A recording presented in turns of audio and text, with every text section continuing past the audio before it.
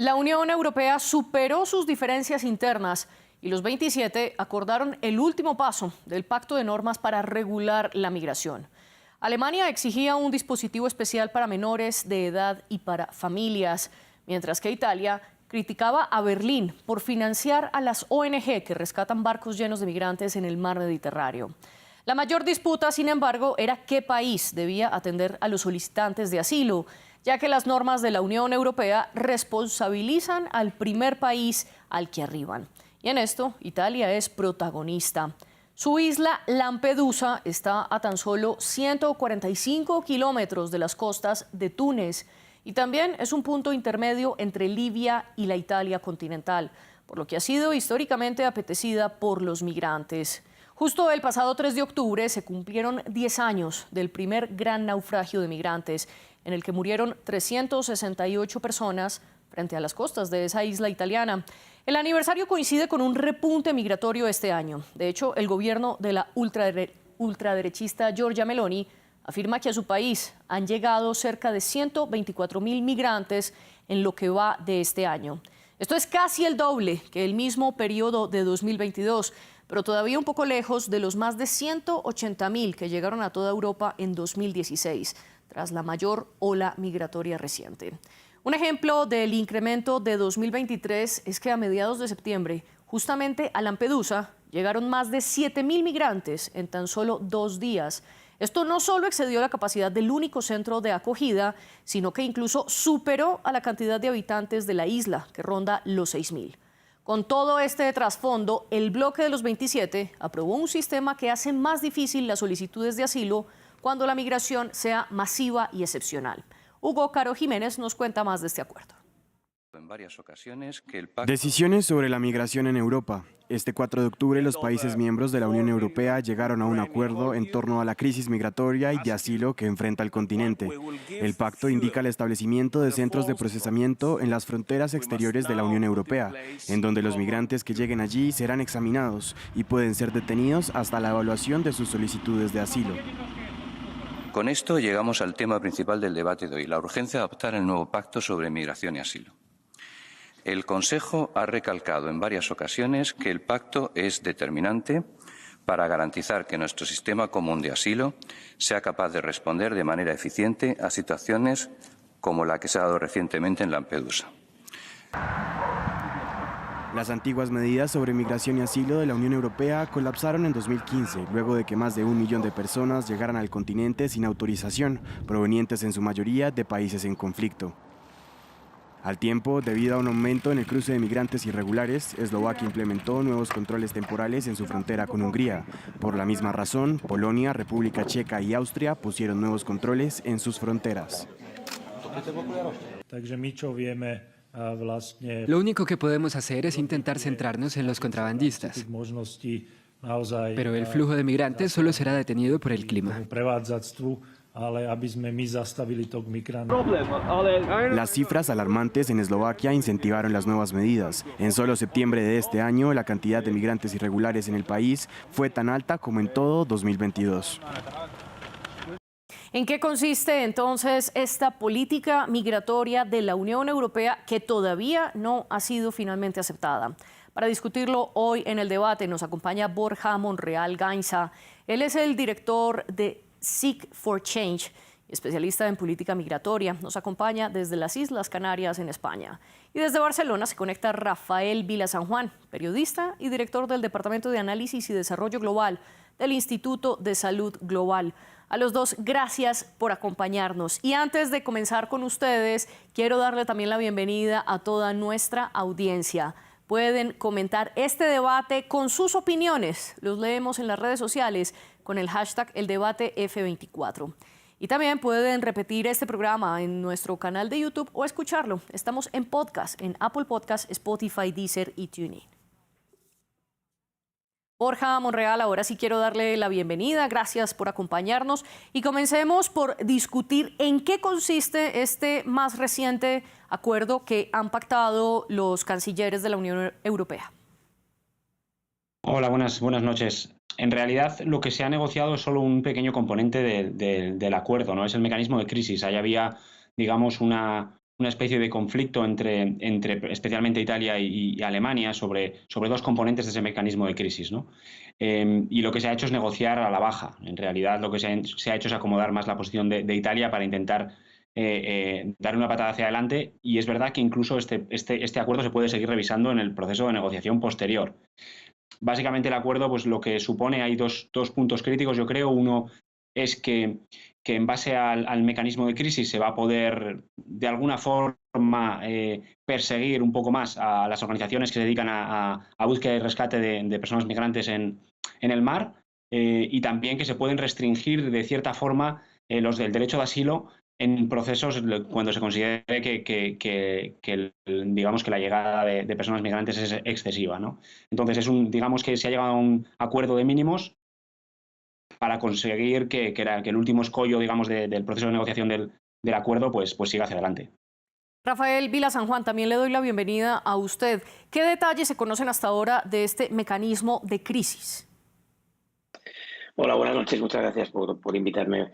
Bueno, las cosas que conocemos las comentaba Borja, ¿no? Algunas más concretas, ¿no? Como por ejemplo que se aumenta el tiempo de detención de la gente en periodos de crisis, pero tampoco está definido cuándo consideramos que es una emergencia, es decir, en qué número de personas puede considerarse que iniciamos un mecanismo de emergencia, y por lo tanto los mecanismos que se han fijado en esta nueva normativa, en este nuevo pacto, ¿no? Se establece también que los mecanismos de solidaridad tienen que funcionar, y en el caso de que no funcionen con reparto de personas, que se pague. Se habla de 20.000 euros por refugiado no aceptado o por persona no aceptada por un país al que le toque distribuirse la carga de refugiados que en estos momentos básicamente aparecen por las costas del sur, ya sea en Italia, que en estos momentos es la que tiene mayor proporción de inmigración, ya sea a través de las costas españolas o las costas griegas, que son normalmente los tres grandes puertos de entrada de la inmigración. Básicamente lo que viene a hacer esta nueva normativa es, por un lado, intentar generar un discurso de cara a que a un año vista en las elecciones europeas la inmigración, la gente tenga la sensación de que se ha hecho un pacto para que ordenemos el concepto de la inmigración. Cosa que de partida ya es una mentira. No estamos haciendo nada para ordenar la inmigración, lo que estamos haciendo es endurecer las condiciones. Más tiempo de detención para comprobar los expedientes, por lo tanto más tiempo de detención, o se puede traducir en más tiempo de detención de la gente, por lo tanto se puede aumentar incluso el número de inmigrantes que permanezcan en lugares, digámoslo así, cerrados, ¿no? Y por otra parte, un mecanismo de salida que no ha funcionado nunca en la Unión Europea, y que, con la cuestión monetaria, pues creemos que tampoco va a ser, digámoslo así, la salida a la situación en la que está en estos momentos. Usted precisamente nombra un contexto que es determinante para todo este pacto migratorio y de asilo que está discutiendo la Unión Europea y que realmente está propuesto desde el año 2020, pero como usted bien lo mencionó, el próximo año habrá elecciones y por esto la Comisión Europea tiene en juego todo este tema. Borja, ¿usted coincide con el punto de Rafael de que realmente es para dar una sensación de orden frente a los problemas migratorios, pero que en la realidad no existe tal? No, clarísimamente. De hecho, es una respuesta es una respuesta a una pregunta equivocada. Los países están jugando más a la dinámica doméstica de responder a sus propias audiencias que digamos, a buscar una respuesta inteligente al fenómeno migratorio, ¿no? Pensemos que incluso cuando hablamos de todas estas cifras que estáis hablando, ¿no? De 123.000 migrantes en Italia, o ahora mismo en las Islas Canarias estamos más o menos alrededor de los 16.000, que parecen números muy grandes. En realidad, si los analizamos como el fenómeno global migratorio para la Unión Europea, son números que no son tan grandes, que no suponen en ningún caso una amenaza de ningún tipo para la Unión Europea, y que de hecho es un problema de gestión del proceso migratorio, no es un problema en sí mismo de las migraciones, ¿no?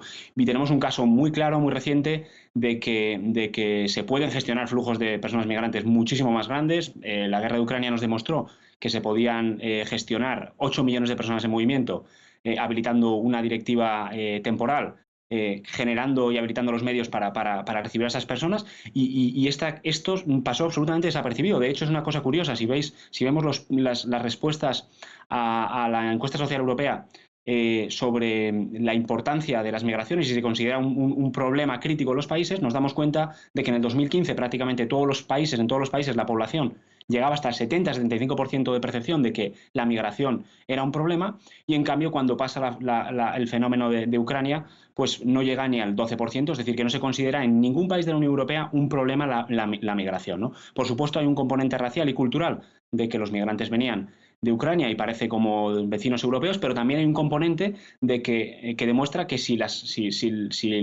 cuestiones migratorias se gestionan con cabeza, si la gente tiene acceso a permisos de residencia, a programas de acogida, a inclusión en el mercado laboral, de repente la migración deja de ser un problema, ¿no? Y como tenemos esa referencia, lo que vemos es que cuando se interpretan números muchísimo más pequeños en unos códigos completamente distintos y en unas formas de interpretarlo completamente distintas, solo puede haber dos razones. Una es un interés doméstico de movilizar a una serie de actores dentro de tus audiencias o de tus votantes, o simplemente intentar tergiversar y generar una sensación de emergencia que habilita a tomar una serie de medidas políticas que en otros casos, si las analizamos racionalmente, nunca estarían soportados por ningún tipo de dato o de análisis de información racional.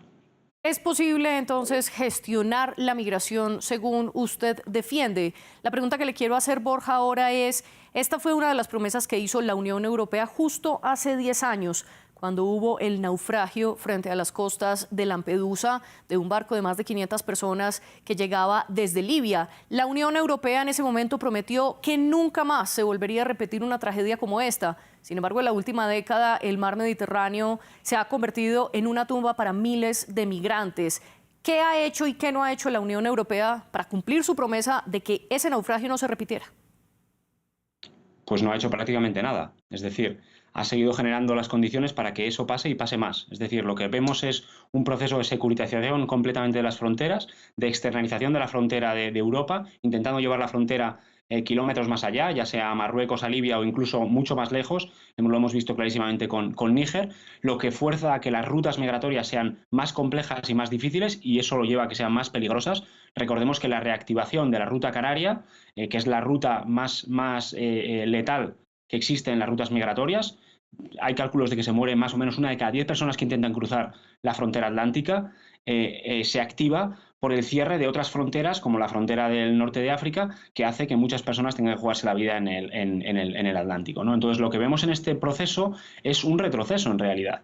Y esto lleva a una reflexión muy interesante, que es cómo Europa no ha sido capaz de movilizar una política migratoria consistente cuando, y volvemos a una cuestión que creo que es fundamental, si analizamos la percepción en las encuestas de percepción sobre las migraciones en los países europeos, la inmensa mayoría de ellos siguen teniendo la mayor parte de las poblaciones favorables al fenómeno migratorio, incluido Italia, con la excepción de Grecia y, por supuesto, los países del este. O sea, que existe espacio político dentro del espectro de la población en general para hacer y movilizar políticas migratorias lógicas, pero es la voluntad política y el coraje político lo que está fallando, ¿no? Y también una concepción de que Europa solo puede avanzar en el ámbito migratorio en una velocidad, cuando está claro, para mí, que este es un tema que debería movilizar esa Europa de 2 velocidades, en el cual los países que tengan mayor capacidad de generar políticas públicas migratorias puedan dar pasos más adelante, para además enfocar la migración con una mirada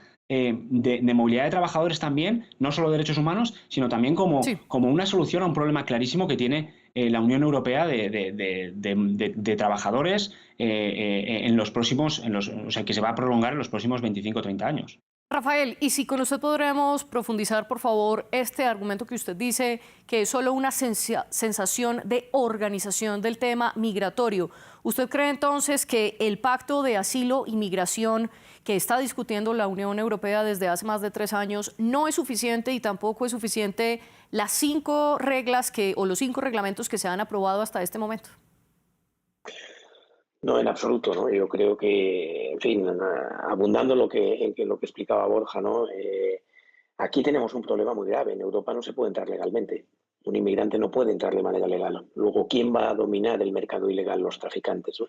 No estamos haciendo absolutamente nada para cambiar esa situación, y mientras no se haga nada para cambiar esa situación, los flujos de migrantes que vienen no los va a controlar la Unión Europea. los va a controlar los traficantes y los va a seguir controlando los traficantes. ¿Qué ha hecho Europa en todos estos años? Pues cada vez financiar a otros países, como apuntaban ahora, poner más mecanismos para intentar evitar que las ONG rescaten. Por cierto, se dice que las organizaciones no gubernamentales son una señal de llamada, ¿no? En absoluto. Es decir, solo hay que conocer en los lugares de origen lo que piensan los inmigrantes, la gente que tiene que salir, para saber que lo que genera salida normalmente es una cuestión de oferta y demanda. Es decir, son los propios inmigrantes que ya están establecidos aquí los que conectan con la gente que está allá para decir, ojo, que tenemos, hay espacio, se puede entrar, se puede trabajar. Y por otra parte, un inmigrante, pensemos, especialmente los inmigrantes económicos, no vienen aquí para quedarse en manos de la ayuda social, vienen aquí para trabajar en un mercado en donde nos hacen falta. Y esa es la gran mentira. Es decir, es que Europa necesita en estos momentos del orden, como mínimo, digamos, de aquí al año 2050, del orden de entre 50 y 100 millones de inmigrantes que se incorporen a nuestra población. Y eso va a ser mucho más crítico en países donde la economía sea más avanzada, países como Alemania, por ejemplo, ¿no? Que todavía tienen una industria potente, pero también países como Italia, también países como Francia, incluido también países como España. Pero si es así, lo interrumpo muy brevemente, Rafael. Si es así, ¿por qué entonces el gobierno de la primera ministra italiana, Giorgia Meloni, tiene como bandera reducir la migración? Bueno, por muchas razones. La primera es que hay un movimiento ultranacionalista en contra del supranacionalista, de la idea de Europa conjunta, ultranacionalista que se basa en el odio identitario. Es decir, nosotros tenemos que cerrar esto y eso es lo que les hace llegar al poder. Es decir, el temor en algún momento dado de la población a quedarse sin trabajo, a que si vienen de fuera me van a quitar mi trabajo, cuando la verdad es que los inmigrantes no es que vengan a quitar un trozo del pastel, es que vienen con un par debajo del brazo. Es decir, es que van a hacer más grande el pastel y a la que los incorporemos en una economía legal contribuirán al sistema, como ocurrió, por cierto, con los refugiados sirios, el 1 millón de refugiados sirios que Angela Merkel sí aceptó en Alemania. A los 3 años estaban contribuyendo a las arcas del Estado alemán mucho más de lo que costaba su inserción, ¿no? Por lo tanto, lo que digo es, claro que hay una forma de llegar al poder y de conseguir el poder agitando odios inmediatos. Lo que nos falta es una visión a largo plazo y, evidentemente, la primera ministra Meloni ha conseguido ese puesto mediante la utilización de la inmigración como elemento de odio, de decir, cuidado que los que vienen nos van a quitar todo. Y yo voy a conseguir, y esas eran sus palabras, voy a conseguir frenar este flujo. Ya hemos visto que no, son incapaces de frenarlo cuando llegan al poder, porque la inmigración es como la energía. Ni se crea ni se destruye, simplemente se va transformando. Si no la dejamos pasar por Italia, acabará pasando por Canarias, aunque sea mucho más peligroso. Lo que estamos haciendo es impedir que pasen por Grecia y, por lo tanto, ahora vienen por la zona italiana, ¿no? Usted mencionaba el papel que han tenido los sirios en la economía alemana después del 2015, cuando fue el repunte de la primer gran ola migratoria hacia Europa, justo después de la guerra en Siria. Borja, quizás esto pueda explicar la posición de Alemania un poco más favorable a abrir las puertas del bloque de los 27 hacia los migrantes. Sin embargo, quiero preguntarle si no es entonces una paradoja de que Alemania haya cerrado sus fronteras y haya reducido la cantidad de solicitantes de asilo que aceptaba justo a mediados de septiembre, cuando Lampedusa vive este pico de llegada de migrantes. Si Alemania tiene las puertas abiertas, ¿por qué entonces cierra la frontera una vez aumenta la migración en Lampedusa? Una cosa importante, por reforzar una idea que ha dicho Rafael, para que veamos la contradicción en la que entra el gobierno de Giorgia Meloni, ya está iniciando un proceso para hacer la legalización de casi medio millón de personas migrantes en el país. O sea que, al mismo tiempo que está diciendo que quiere frenar las migraciones, está haciendo un llamado a hacer legalización de personas que ya están en el país, porque es perfectamente consciente de la necesidad de mano de obra que tiene Italia, ¿no? Respecto a lo que dices de Alemania, no es que, o sea, es que en realidad vivimos en un momento en el que España, que tiene una política migratoria, desde mi punto de vista, tremendamente conservadora, es el adalid progresista de las políticas migratorias en Europa. Es que ni siquiera Alemania ahora mismo está en una posición en el que defienda un modelo progresista. Todo lo contrario. Hay un miedo tremendo, hay un miedo político tremendo al uso de la identidad, de los conceptos identitarios como arma política, de las migraciones como arma política. Y esto está llevando a los gobiernos a tomar decisiones que yo personalmente creo que son equivocadas, pero es que además, como te decía, es que la mayor parte de la población sigue creciendo el apoyo a la población migrante en países como Alemania. Entonces, yo tengo una sensación de frustración de decir, ¿cómo es posible que los partidos políticos que se mueven y los gobiernos que se mueven generalmente muy movidos por la opinión pública no estén siendo capaces de entender que sus poblaciones continúan aumentando el apoyo a la migración? En todas las encuestas, año tras año, en Alemania, en Italia, en España, siguen apoyándolo. En cambio, bueno, los gobiernos están viendo o están considerando que si toman posiciones favorables a la migración pueden ser penalizados en las urnas, ¿no? Es, digamos, que una especie de debate satélite. Es un debate que no están tomando decisiones por cuestiones que no tienen nada que ver con las migraciones, pero las migraciones son las afectadas porque consideran que eso les puede hacer perder votos. Pero usted lo relaciona entonces con los votos. Si es así, ¿por qué la extrema derecha, justo en los países que usted mencionó, Alemania, Italia, España, van creciendo? En Alemania cada vez el partido AfD tiene más escaños. En Italia, Giorgia Meloni está a la cabeza del gobierno, y en España, Alberto Núñez Feijóo fue el más votado, su partido fue el más votado. ¿Cómo explicar esto? Y además aliándose con la extrema derecha de Vox. Aquí podría haber dos explicaciones. Una explicación es que efectivamente la extrema derecha crece, y como crece de cero, crece. Entonces, aún hay margen incluso entre toda esa población que, si pensamos en Italia, en el que un 30-35% de la población está en contra de las migraciones, tiene margen de crecimiento si lo valoramos de esa manera. Pero también podemos pensar en muchísimas más dinámicas, además de las migraciones, que hacen que la extrema derecha aumente en votos. La famosa guerra cultural vinculada a cuestiones de los derechos LGTBI o a cuestiones identitarias vinculadas a la religión. Es decir, hay muchas más cosas que no solo son las migraciones que empujan el auge de la extrema derecha, ¿no? Pero también lo que hemos visto en España, y es muy interesante que pongas el ejemplo, es que efectivamente el Partido Popular ha tenido más votos, pero hemos visto un retroceso también significativo de las posiciones de extrema derecha. Y recordemos que el Partido Popular ha sido un partido que, contra todo pronóstico, ha sido un partido que ha tenido políticas más progresistas casi que el Partido Socialista en España en tema migratorio. El Partido Socialista en tema migratorio en las últimas legislaturas no es que haya sido especialmente progresista, sino más bien todo lo contrario. Ha mantenido siempre una política muy conservadora y ha considerado que tenía que ser fuerte en un ámbito en el que le podían atacar las derechas, ¿no? O sea que creo que muchas veces intentamos analizar las dinámicas internas única y exclusivamente con un factor, el factor de la migración, y no es así. Es un factor que a veces para las poblaciones es serio, pero como vemos en esta encuesta que te digo, de la encuesta de valores sociales de la Unión Europea, en la mayoría de los casos no supone ni siquiera, no es un factor que se tenga en cuenta en las audiencias. En otros, por supuesto, en momentos determinados es clave. Siguiendo en esta misma línea de las causas, Rafael, le quiero preguntar, ¿a qué se debe este repunte de la migración hacia Europa? Bueno, varios factores. En primer lugar, se debe, en muchas ocasiones se debe a condiciones, pues eso, ¿no? de posibilidades de cruzar, de posibilidades de atravesar la gran barrera que tiene la Unión Europea, la gran frontera que es el mar Mediterráneo, pero se debe también a factores de oferta y demanda. En estos momentos hace falta mucha mano de obra y, por lo tanto, hay mucha gente que está intentando llegar aquí. Se debe también a otras causas, ¿no? Hemos tenido recientemente zonas del norte de África pues que han tenido inundaciones, como en Libia, un país completamente desestructurado, donde hay una gran parte de los migrantes que están en espera de poder salir hacia el mar. Hemos tenido también un terremoto en Marruecos, que no es una cosa baladí, porque es otro de los grandes frentes en donde tenemos grandes bolsas, digámoslo así, de gente en espera de entrar a la Unión Europea. Pero es que miremos un poquito más atrás, cómo están todos los países del Sahel. Es que están todos desestructurados, es que ha habido golpes de Estado en prácticamente todos los países, o guerra, como ahora mismo en Sudán, ¿no? Y si además a eso le juntamos las consecuencias del cambio climático, que están haciendo en estos momentos que haya situaciones absolutamente inhumanas en zonas como todo lo que es Somalia, donde el hambre extrema está llegando a situaciones críticas de mucha mortalidad, pues lo que tenemos es que hay mucha gente que no tiene ninguna capacidad de seguir viviendo donde están y, por lo tanto, enfocan hacia el norte, que es donde parece que hay pues, una cierta oferta para poder llegar, ¿no? Esas serían, digamos así, un sumario de muchas causas.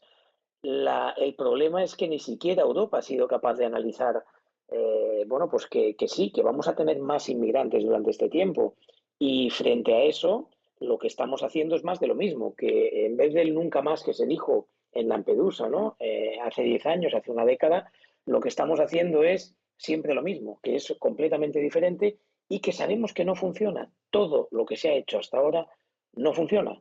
Y luego hay dos cosas que tenemos que diferenciar, absolutamente. Una es la migración, los migrantes, la inmigración, la gente que viene, y otra es la gente que está en el mar y se va a morir.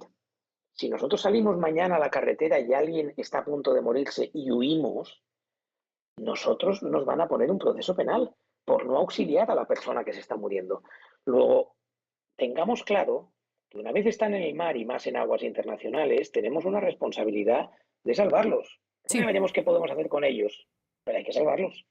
Usted habla entonces de una multiplicidad de causas de este repunte migratorio, habla de la necesidad de trabajos en Europa, de guerras que continúan, de la cantidad de golpes de Estado que ha habido en países africanos y de la crisis climática. Con todas estas razones, Rafael, ¿cree usted que Europa puede vivir algo similar a lo que ya vivió en 2015 y 2016 o estamos lejos de eso? Hoy por hoy, si no hay una emergencia crítica muy grande y que se produzca al mismo tiempo, quizás tardaríamos en verlo, ¿no? Tendría que ser una explosión, digámoslo así, enorme de una hambruna, en fin, de una serie de cosas que afecte a millones de personas. Sin embargo, en el largo plazo tenemos un factor, tenemos una bomba de relojería si seguimos con estas políticas y seguimos con la tendencia demográfica que hay. África va a multiplicar a su población por 3 en los próximos 30 años. Multiplicar por 3 quiere decir que va a pasar de los 3.000 millones de personas. Luego va a haber mucha más gente y mucha más gente con necesidad de emigrar, porque no va a haber en este periodo de tiempo la capacidad de generar estructuras, trabajo y sobre todo alimentos y bienestar para toda esta gente. Luego sí, claro que va a haber mucha más inmigración y lo que sería inteligente es plantear cuánta necesitamos y cómo hacemos para, en origen, aceptar ya la inmigración y evitar, si podemos, una buena parte de todo lo que significa el tráfico. Usted entonces conecta con la idea que había defendido Borja antes de gestionar la migración. Borja, ¿qué elementos puede haber hoy por hoy en el pacto, o por lo menos de lo que se conoce en el Pacto de Asilo y Migración, para gestionar esa llegada de extranjeros?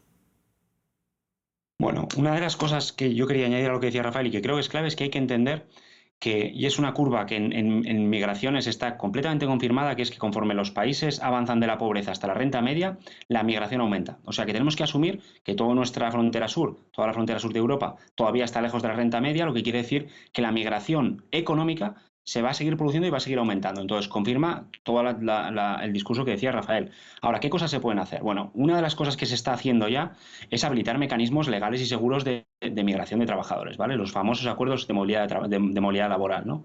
Que lo que hacen básicamente es intentar acuerdos entre origen y destino de capacidades que se puedan crear en origen y que se necesitan en destino, y estamos hablando de acuerdos, por ejemplo, como los que han sucedido entre Alemania y Nigeria para que empiecen a haber un flujo constante de personas que trabajan en el sector de la salud o el sector de los cuidados, y los ejemplos, por ejemplo, de Filipinas y Estados Unidos y Canadá, o los acuerdos incluso de los braceros, que han sido muy criticados, ¿no? Y que siguen siendo muy criticados, de movilidad circular en México, pero acuerdos que permitan que pueda haber caminos, vías seguras para la migración laboral, ¿no? En cuanto a la migración humanitaria, esto está ya más que estudiado. Son todos los mecanismos de vías legales y seguras para la migración y el asilo, para todo lo que tenga que ver con asilo en origen, todo lo que tenga que ver con corredores humanitarios, es decir, todo lo que tenga que ver con hacer que las personas que huyen de un evento, digamos, catastrófico, ya sea la guerra o sea cualquier otro fenómeno, no tengan que jugarse la vida para salvar la vida. Es decir, ¿qué es lo que les pasa ahora? Ahora mismo tienen que jugarse el tipo para poder llegar a un lugar en el que poder solicitar salvar la vida, ¿no? Entonces, la parte humanitaria está clara. En la parte de movilidad de trabajadores tenemos que avanzar hacia un modelo de migración que empiece a habilitar esos caminos. Está claro que es todavía un territorio bastante inexplorado y que hay que experimentar y probar. Y prueba de ello es que en el último reglamento en la modificación del reglamento de extranjería en España, se ha intentado dar más amparo a los acuerdos de movilidad de trabajadores. O sea que se está intentando ver cómo esto puede funcionar, ¿no? Y luego hay un último paso que creo que es clave, que es que en realidad lo que asumimos es que la mayor parte de las personas migrantes que llegan en situación irregular tienen que pasar por un proceso de economía sumergida y de vivir en la irregularidad para llegar a la regularidad. En el caso de España es muy claro porque tenemos los mecanismos de arraigo. Sí. Obligamos a las personas a vivir 3 años en la irregularidad, no pagan impuestos, no tienen derechos y tampoco tienen obligaciones con el Estado. Y eso es una pérdida absoluta. Lo que tenemos que hacer es generar los mecanismos para que las personas que lleguen puedan incorporarse lo más rápidamente al mercado laboral.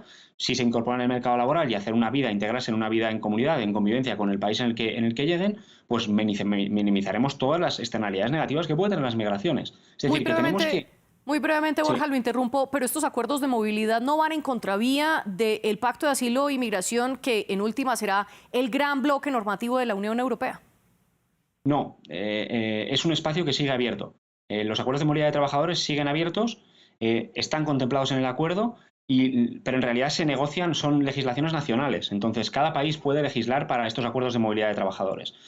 Hay muchos países que ya están, o sea, como te digo, Alemania ya lo está poniendo en práctica, España ha habilitado los mecanismos legales para que funcionen. Cada país tiene sus mecanismos y es un instrumento que va a estar disponible y que puede permitir abrir, aunque sea por lo menos, una mirada diferente a la política migratoria y a los flujos migratorios. Otro de los acuerdos entre países que existen es el pacto que tiene la Unión Europea con Túnez para que desde Túnez se frene la migración, lo que ustedes han llamado la externalización de la frontera. Rafael, ¿cómo entender muy brevemente este pacto con Túnez y el hecho de que la Unión Europea busque acuerdos similares con otros países como Egipto? Bueno, ya lo hizo también con los guardacostas libios, ¿no? Y lo hace en cierta manera sin mediar tanto dinero, pero sí también a través de posiciones políticas como la de España, por ejemplo, con Marruecos, ¿no? Lo que consiste estos acuerdos son básicamente el decir vamos a financiar para que vosotros seáis los guardacostas y por lo tanto en el momento que veáis y detectéis que vienen pues oleadas o gente o inmigrantes, vuestros propios guardacostas sean los que se encarguen de detenerlos y devolverlos a vuestros países, ¿no? Y en el propio Túnez. Luego, por lo tanto, lo que se hace es externalizar la presión fronteriza para que sean ellos, mediante pagos, los que se encarguen. Eso, por ejemplo, en el caso de Siria se vio muy bien a través de los pactos con Turquía, ¿no? Se entregaron 6.000 millones de euros para que Turquía se quedara con los emigrantes sirios que llegaban a Grecia e incluso para devolver a algunos que ya estaban en suelo europeo, devolverlos a Turquía y que se quedaran allá en una especie de limbo, ya que Turquía no reconocía el derecho de los refugiados sirios, ¿no? Aunque sí los deja estar en el país. Por lo tanto, consiste básicamente en pagar para intentar no ver el problema, cuando el problema seguirá siendo exactamente el mismo. En el momento que se deje de pagar, tendremos lo mismo e incluso pagando también tendremos llegadas. Borja, para cerrar nuestro programa, ¿cómo resume usted entonces el acuerdo que acaba de pactar la Unión Europea y toda la situación que se está viviendo, especialmente en Lampedusa en este momento? No, yo creo que el acuerdo es un acuerdo equivocado. Eso lo tengo clarísimo. Es un acuerdo que además estoy convencido de que la mayor parte de los decisores políticos que están y de los técnicos que están detrás del acuerdo son perfectamente conscientes de que es un acuerdo equivocado, de que es un acuerdo que se retrotrae a momentos anteriores, a épocas anteriores, a fases anteriores y a políticas públicas muy antiguas. Entonces, lo que pasa es que consideran que cualquier acuerdo es mejor que no tener acuerdo, ¿no? Y yo creo que en este caso es una equivocación. Yo creo que en este caso hacía falta más valentía política, hacía falta promover unos bloques de estados diferenciados que movieran políticas migratorias distintas y que permitieran también una flexibilidad política a los estados mayor, ¿no? Mostrando el camino a seguir a esos que en algún momento, desde mi punto de vista, tendrán que caer por su propio pie, que son los de todos los en los que está ahora mismo gobernando la extrema derecha o los países del este. Rafael, ¿coincide usted con el punto de Borja de que es un acuerdo errado? Absolutamente, es una oportunidad perdida, es más de lo mismo y es probablemente una política que nos va a llevar a seguir viendo todas estas imágenes que vemos sin solucionar absolutamente nada, ¿no? Yo creo que efectivamente tiene que haber diferentes velocidades, tiene que haber liderazgos dentro de la Unión Europea que digan claramente no, nosotros nos vamos a abrir y vamos a reformar las leyes que hagan falta para que sea posible que nosotros aceptemos inmigrantes, trabajemos en su integración, lógicamente, que significa establecer políticas de integración para ellos y para la gente de aquí que pueda sentirse afectada porque llegan esos inmigrantes, pero al mismo tiempo legalizándolos de partida, porque es la base para que este sistema funcione en vez de generar odios. Bueno, y como ya lo habíamos mencionado, si bien este es el último reglamento del pacto migratorio en la Unión Europea, todavía falta que esto se discuta, por ejemplo, en otras instancias como el Parlamento Europeo. Entonces, aún todavía no está en firme y también los líderes de los 27 países seguirán estas discusiones. Borja Monreal Gainza y Rafael Vila San Juan, gracias por acompañarnos en este debate. Y a ustedes también les agradezco por preferirnos. La producción del debate estuvo a cargo de Laura Garzón y la de los invitados la tuvo, como siempre, Tania Herrera. Ustedes pueden seguir comentando qué opinan del repunte de la migración en Europa y del más reciente acuerdo que pactó el bloque de los 27. Leemos todas sus opiniones a través de nuestras redes sociales. Yo por ahora los dejo con la señal de France 24. Sigan con nosotros, que en minutos regresamos con más información internacional.